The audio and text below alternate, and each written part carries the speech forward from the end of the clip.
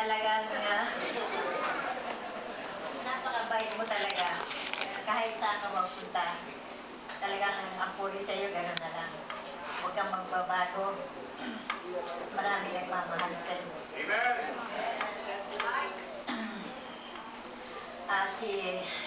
Hi.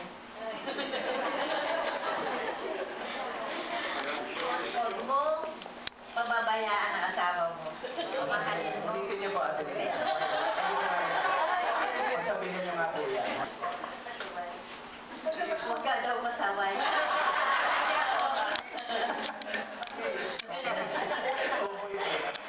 Baka mahalin mo siya. At matatanda na tayo. Dapat, mas maano ang pagmamahal natin sa isa. Huwag mong kalilimutan yun.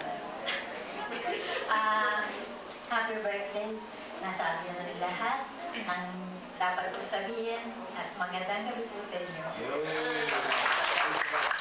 Kasi po ate Mia, mas ginawa po ninyo masaya. Ay, okay naman, pakikilalayan po natin. Hindi po, Nay. Magandang gabi po sa inyo lahat ng mga kaibigan, mga taga-pulo na hindi ko pangilala. Magandang gabi. Ako'y nagugulat at hindi ko akalain na matawag ako dito dahil sa katagalan na pagkakakilala namin ni Sister Tilma. Siya po yung talagang tumulong sa amin nung may kwento ko lang ng konti nung nagkasakit yung anak ko sa ospital, sa Chinese Hospital. Sila ang dumadalaw sa amin na sila ang nagbibigay ng payo, siya pang doon sa anak ko sapagkat nasa ospital. Sa manang naman, hindi rin nakaligtas yung anak ko namatay. Sila Sister Tilma ang tumutulong sa akin noon.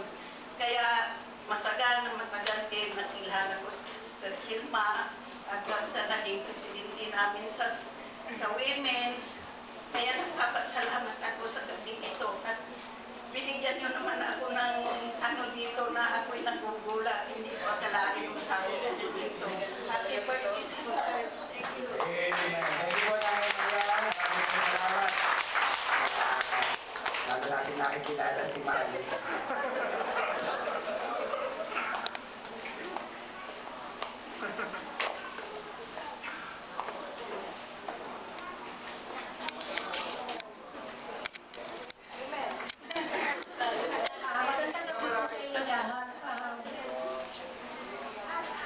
Nagpupuri ko, nagpapasalamat sa Panginoon dahil isa po sa ginamit po ng Panginoon, Sister Telma, sa aking buhay.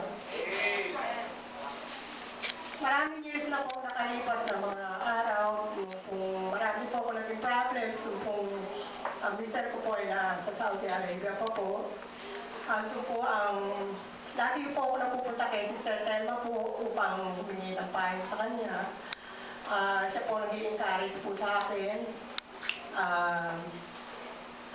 Marami pong tinuro ang Panginoon at siyang ginamit ang Panginoon. Naging matuto po ako sa kanya na sabi niya, Linda, magpakatatag ka, manalangin ka lagi sa Panginoon. Siya lamang ang kasama mo. Kaya, pupuri ko napapasalamat sa gabi nito dahil maabot pa po siya ng 70 years. Amen! Sana po maabutan ko po yung 70 years kasi po sa panahon po ngayon, 60 years na po ako. Nakita ko po na kahit 70 years na siya, mukha po siya 18. Nasa asawa ko ang sikreto niyan.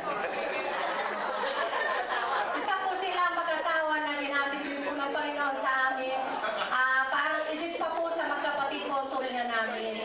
Kaya nagpupuri po ako, nagpapasalamat sa Panginoon dahil hinihingi ko pa rin ang patnubay ng Panginoon sa kanya, nagamitin pa siya ng Panginoon. Dahil sa panahon po natin, bihira po yung ganitong Sister Telma na nagpapagamit sa Panginoon. Dahil hindi naman po sa pag-ano, naiingat din po ako sa kanya dahil siya po ginagamit ng Panginoon, no? Pero sabi ko nga, lahat po tayo ay gagamitin ng Panginoon sa maliit na kaparaanan ng Panginoon. Kaya nagpupuri ako, nagpapasalamat ng marami sa Panginoon sa pribilehyo pinatuloy po sa gabi nito. Maraming salamat. Happy birthday, Sister Telma. Amen!